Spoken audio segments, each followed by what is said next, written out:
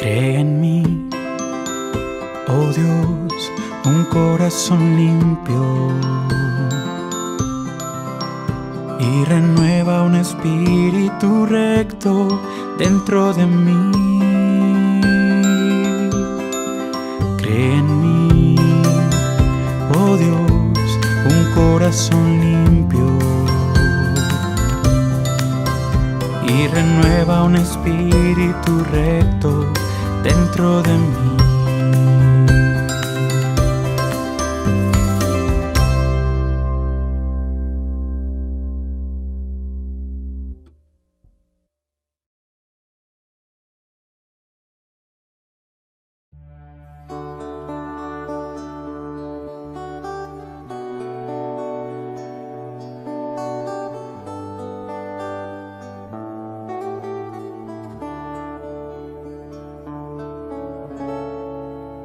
Gente de nuestro tiempo no sabe lo que es el amor, que vive perdiendo el tiempo, buscando y sin encontrar.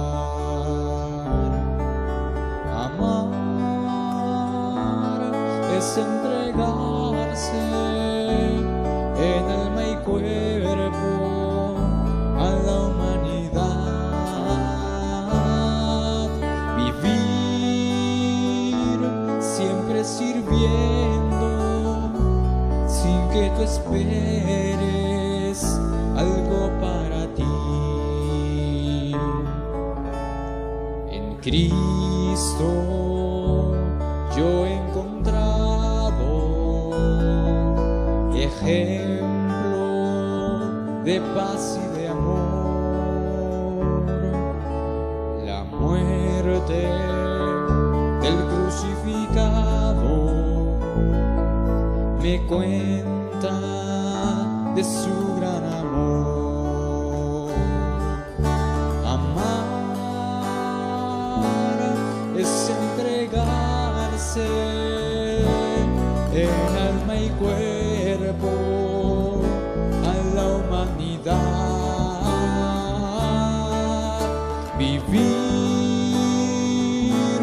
siempre sirviendo sin que tú esperes algo para ti, y siempre debes hablar que en Cristo hay salvación, llevando este mensaje de muerte y resurrección. Amar es entregarse en alma y cuerpo a la humanidad, vivir siempre sirviendo sin que tú esperes algo para ti. Amar es entregarse en alma y cuerpo a la humanidad, vivir siempre sirviendo sin que tú esperes algo para ti.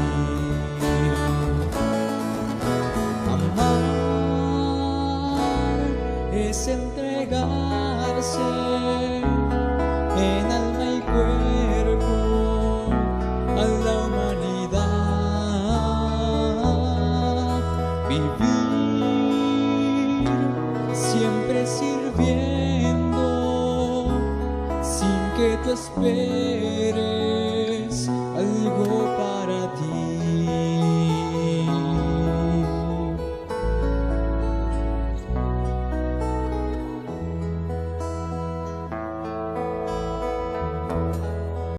Buenas tardes, hermanos. Las canciones para hoy son Señor, mi Redentor y Roca, y la segunda es Señor, ¿quién entrará en tu santuario?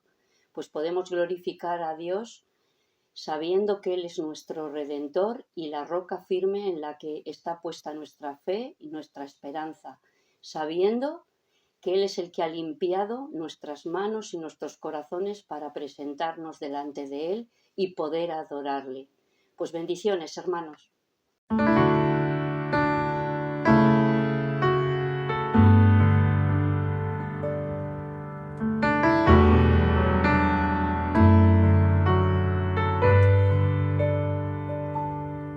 Señor, mi Redentor y roca, gran tesoro de mi corazón,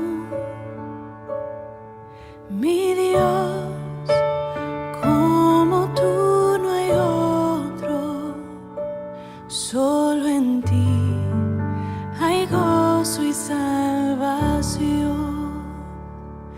Tu amor más alto que los cielos y tu gracia más honda que el mar. Tu ley es mi sabiduría, mi bien mayor y mi necesidad.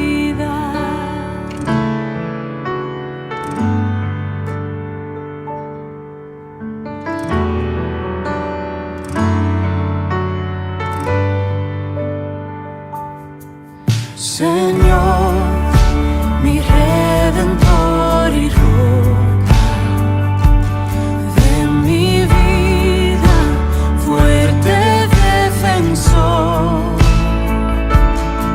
Señor, tú eres mi espada contra el mal, mi escudo protector.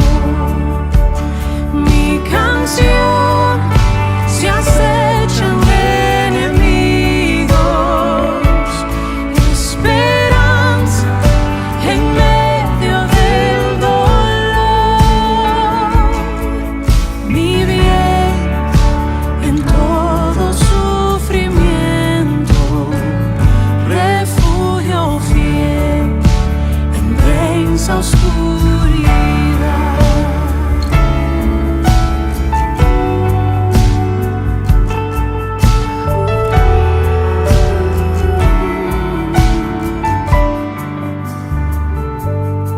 Señor, mi Redentor y roca de mi ruina, dulce Salvador, mi cruz y culpa en tus hombros, tú por mí sufriste hasta morir, mas tú venciste a la muerte. En ti encuentro libertad, mas tú venciste a la muerte. Y en ti encuentro libertad. Señor, mi Redentor y roca, quiero vivir mis días para ti. Quiero vivir mis días para ti.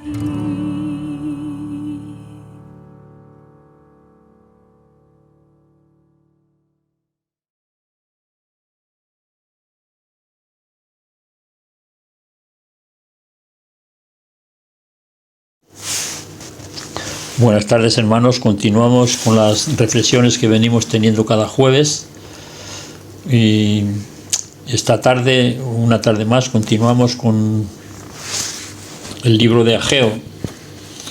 Y en esta tarde, una tarde ya fría, ¿verdad? El frío ya se va aproximando, ¿no?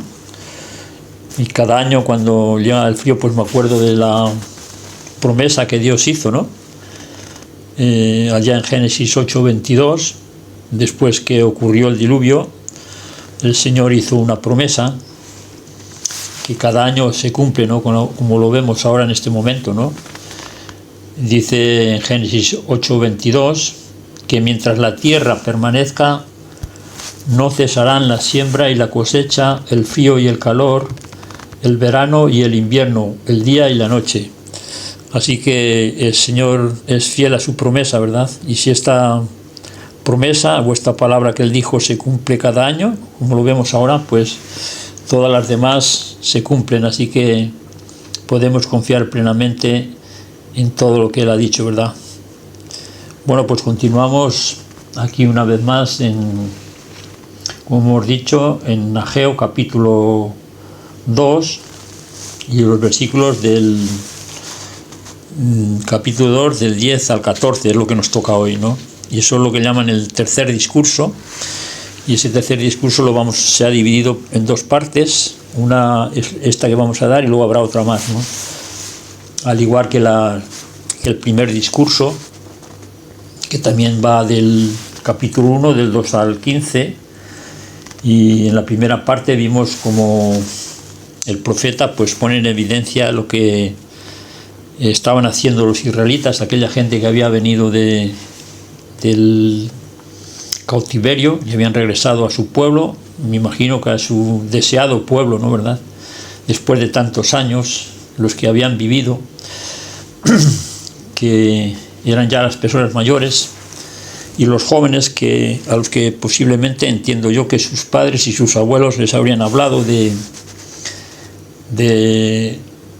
lo que es Jerusalén, lo que es Israel y todo eso. Y esos dos grupos de jóvenes que eran hijos y los mayores pues estarían deseosos de volver, ¿verdad? Y lo primero que hacen es se ponen a construir el templo, comenzando por el altar, y después de alguna oposición pues o algunos contratiempos lo dejan, y no solamente lo dejan sino que se olvidan y el profeta les amonesta, ¿no?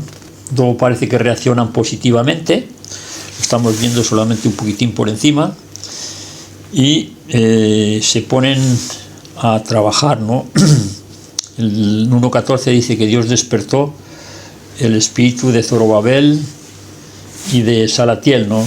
Y del resto del pueblo, ¿no? Dios parece que estaba animando al pueblo y se pusieron a trabajar. Sin embargo, también hay una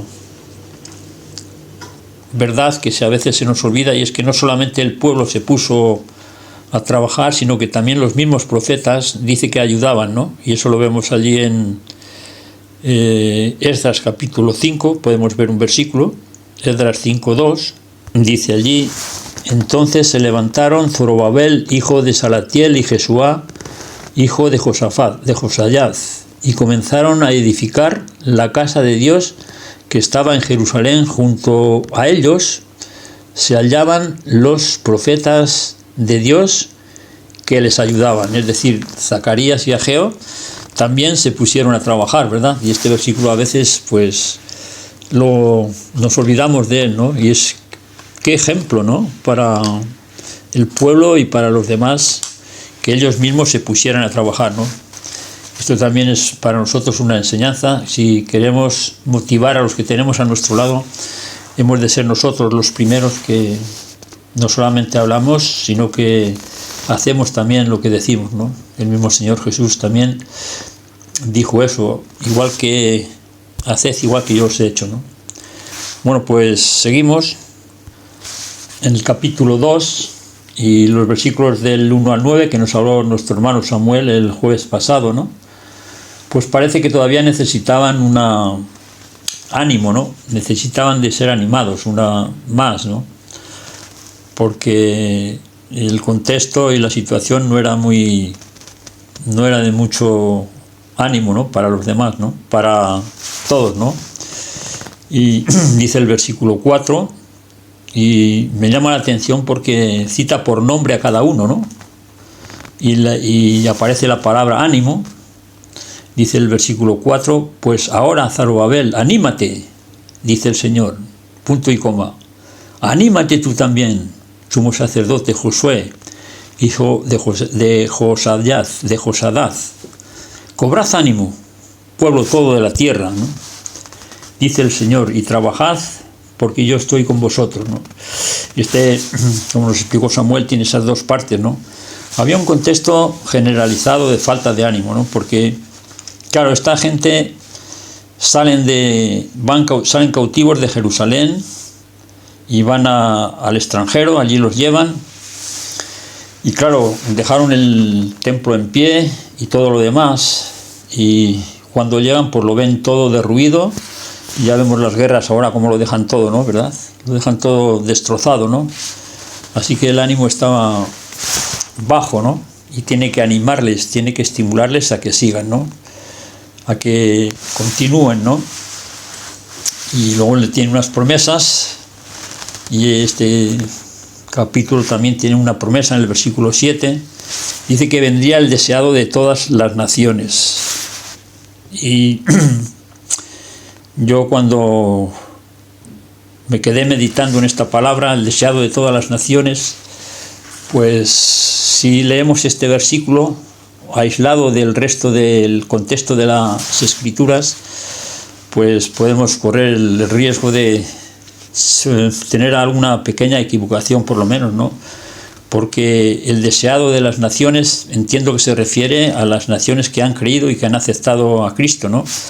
Porque de los demás, pues sabemos que ese que vino, y vino ya en su primera venida, y vino a su nación, dice que vino a lo suyo, y que los suyos no le recibieron, así que no le deseaban tanto, ¿no? Como podríamos pensar, ¿no? Vino a lo suyo y los suyos no le recibieron, y fue despreciado y desechado, y como lo dice el profeta, ¿verdad? Despreciado y desechado de los hombres. El que debería de ser el deseado de las naciones fue despreciado entonces y sigue siendo despreciado hoy. Tú le hablas a cualquiera del Señor y la mayoría de las personas no prestan ni la más mínima atención, ¿verdad? El deseado de las naciones. Bueno, eso lo dejamos ahí porque podríamos seguir, ¿verdad? Pero lo cierto es eso, que si alguien desea que el Señor venga, pues esos entendemos que son los creyentes, ¿no? Bueno, pues ahora estamos ya con el tercer discurso, que va del versículo 10 al 19, y que hoy tocamos solamente la primera parte, del 10 al 14. Y dice así, otra vez el profeta tiene que amonestar al pueblo, y dice así el profeta: a los 24 días del 9º mes del 2º año de Darío, llegó esta palabra del Señor por medio del profeta Ageo. Así ha dicho el Señor de los ejércitos: pregunta ahora a los sacerdotes acerca de la ley y diles: si alguno lleva carne santificada en la falda de su ropa y con el vuelo de ésta toca el pan o la vianda, el vino o el aceite o cualquier otra comida, ¿será santificada? Los sacerdotes respondieron que no. Entonces Ageo continuó: si uno que está impuro por haber tocado un cadáver toca alguna cosa de estas, ¿quedará inmunda? Los sacerdotes respondieron: inmunda quedará. Y ahora vienen unas palabras muy fuertes y muy duras, ¿no? Para los sacerdotes principalmente, y por extensión para todos, ¿no? Ageo respondió: así es este pueblo y esta gente que está delante de mí, dice el Señor. Así también es toda la obra de sus manos, todo lo que aquí se ofrece es inmundo, ¿no? El profeta, mediante estos dos ejemplos, pues trata de enseñar y de amonestar a los sacerdotes el error que estaban cometiendo, ¿no? en realidad el pueblo regresa y regresa al templo y continúa con los sacrificios, como hemos visto, o como parece que estaban continuando con los sacrificios. Habían vuelto a los sacrificios, habían vuelto al templo, pero lo trágico es que no habían vuelto a Dios. Esa sería la enseñanza, ¿no? Y mediante estos dos ejemplos, pues o estas preguntas, el profeta trata de hacerles entender su error, ¿no? Y la primera pregunta que hace, pues está relacionada, dice el versículo 12, si alguno lleva carne santificada, y se refiere aquí a los ritos que se hacían en el altar del sacrificio. Esa carne, una vez que era allí, entraba en contacto con el altar, pues era santa, y pues pero una vez que salía de allí, pues ya esa santidad no la transmitía a cualquiera que tocara esa carne, pues no, por el hecho de tocarla, pues no transmitía o no transmitía la santidad a una persona, ¿no? Y ellos así lo entendieron, ¿verdad? Porque los sacerdotes estaban para explicar al pueblo lo que es la ley. Dice, pregunta acerca de la ley, ¿no? Y ellos contestaron, en este caso respondieron bien, ¿no? Y la enseñanza para nosotros aquí, que es, hermanos, que el hecho de estar con las cosas que Dios ha mandado, que están bien, pues no necesariamente, si no son hechas de forma integral, pues no son aceptadas por Dios, ¿no? Pues esa sería la enseñanza que tenemos en este versículo y en el siguiente también, ¿no? Y aquí está refiriéndose a las cosas, no está refiriéndose a personas, sino a cosas, y es un ejemplo, ¿no? La santidad no se transmite, la santidad es un compromiso de cada persona que tiene con Dios, estando en comunión, viviendo en santidad, viviendo apartado para Dios. Era lo que ellos no estaban haciendo, ¿no? Y él aquí, pues de alguna forma lo pone de manifiesto, ¿no? Finaliza el versículo 14 diciendo unas palabras muy fuertes. Dice, todo lo que aquí ofrecen es inmundo, ¿no? Y no era inmundo porque los animales no fueran incluso adecuados, ¿no? Sino porque el corazón de ellos pues no estaba en el lugar que debía, ¿no? Estaban llevando, por así decirlo, una doble vida, ¿no? Estaban haciendo sacrificios, pero sin cambiar su corazón, ¿no? Y todos nos acordamos del rey David, ¿no? Que por un tiempo, fijaos, hasta el mismo David cayó en ese pecado, ¿no? Por un tiempo vivió una vida de doblez. Él, después de haber cometido el pecado que cometió con Betsabé, pues él no dejó de ir a los cultos, por así decir, a los actos religiosos, o a los cultos, o a los sacrificios que se hacían en el Antiguo Testamento, ¿no? Y él llega a confesar allí en el Salmo 51 y el versículo 16, porque no quieres sacrificio que yo te daría, ¿no? Y él podía ofrecer un sacrificio, no muchos sacrificios, porque él tenía muchos posibles, pero él sabía que el sacrificio para Dios no era... El verdadero sacrificio tiene que ir acompañado de un arrepentimiento, cosa que él por un tiempo pues no lo tuvo, ¿no? Y él mismo lo declara aquí, ¿no? Algo parecido también le pasó al rey Saúl, quien después que Dios le mandó destruir todo lo de Amalek, pues no obedeció y cogió de lo mejor del ganado para ofrecer sacrificios a Dios, ¿no? Y creyó que con eso había cumplido. Pero Samuel le dijo, ¿se complace Jehová tanto o el Señor en holocaustos y víctimas como en que se le obedezca a las palabras del Señor?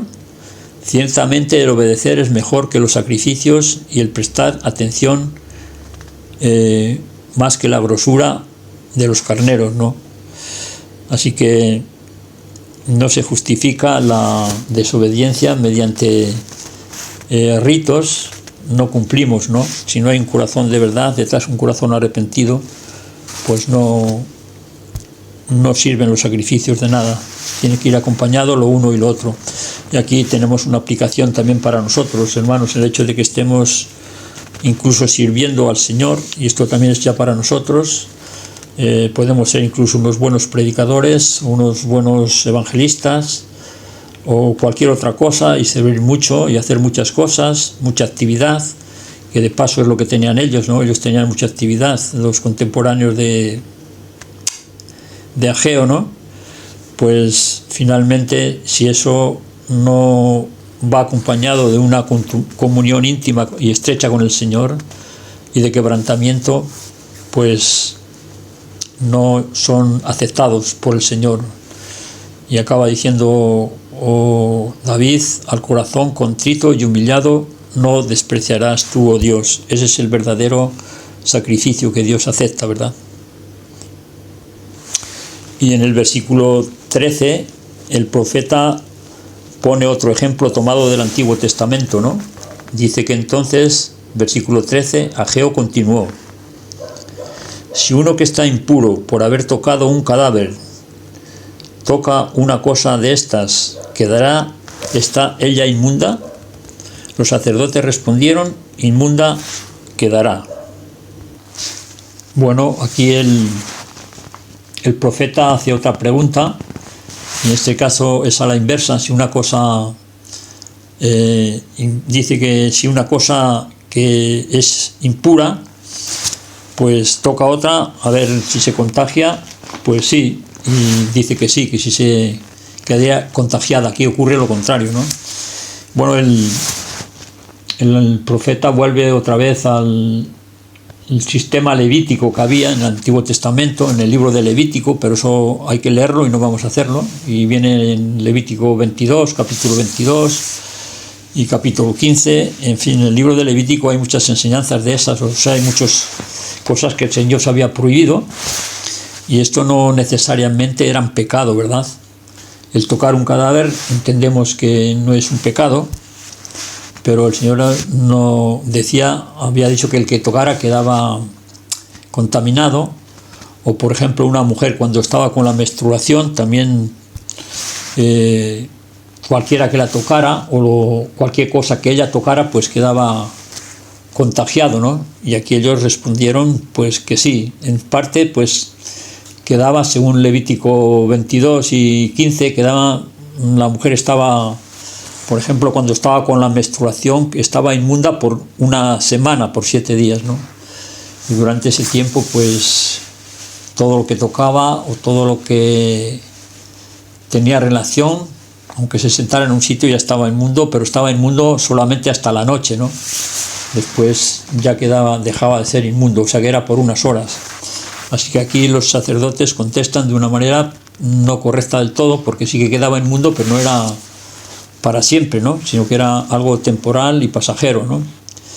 Y el ejemplo aquí también pues es un ejemplo de enseñanza para nosotros, ¿no? Hay una enseñanza aquí también para nosotros, en el sentido de cuando nosotros nos ponemos en contacto con, por así decirlo, con cosas que son pecado, pues finalmente pues no vamos a salir libres, vamos a salir contagiados, ¿no?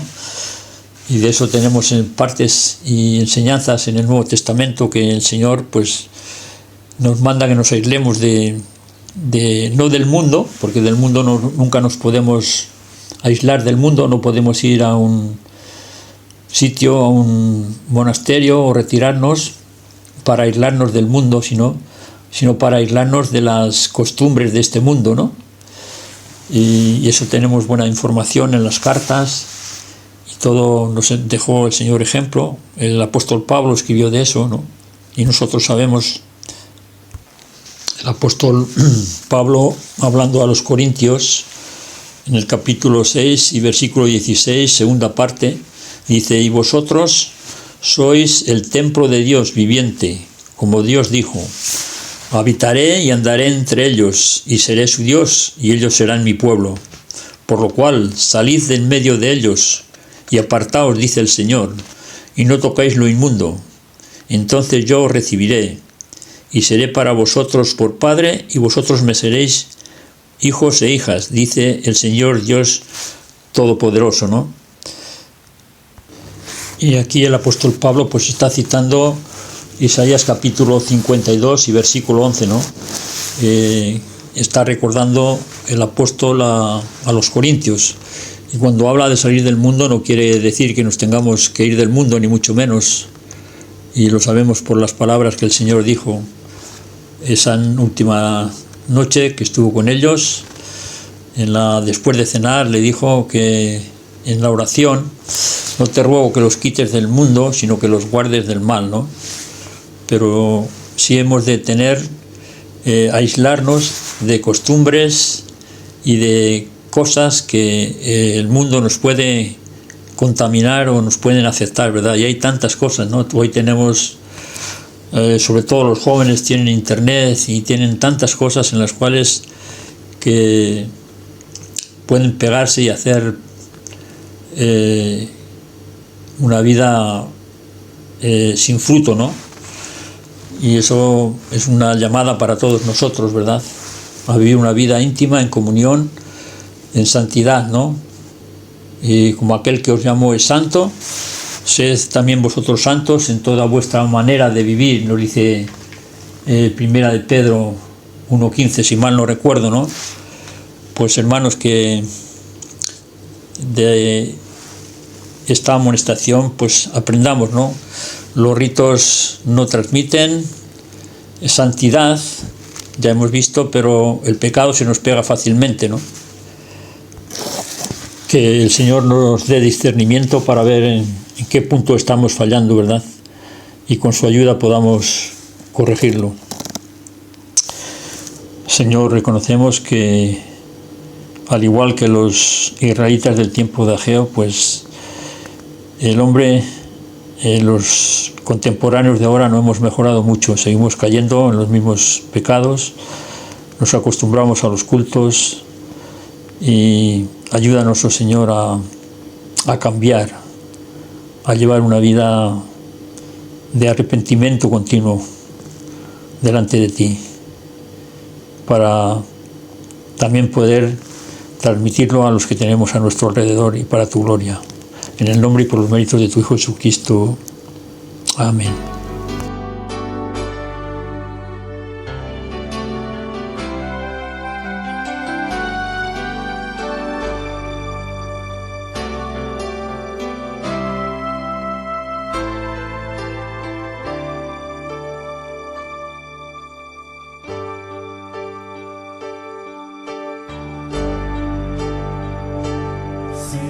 Señor, ¿quién entrará en tu santuario para adorar?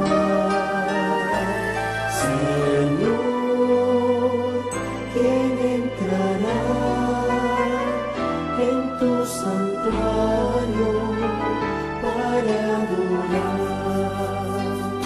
El de manos limpias, de corazón puro y sin vanidades, que sepa amar. El de manos limpias, de corazón puro y sin vanidades, que sepa amar. Señor, yo quiero entrar en tu santuario para adorar. Señor, yo quiero entrar en tu santuario para adorar.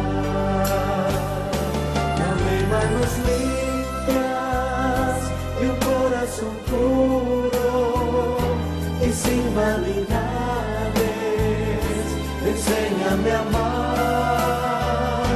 Dame manos limpias y un corazón puro y sin vanidades, enséñame a amar. Señor, ya puedo entrar en tu santuario para adorar.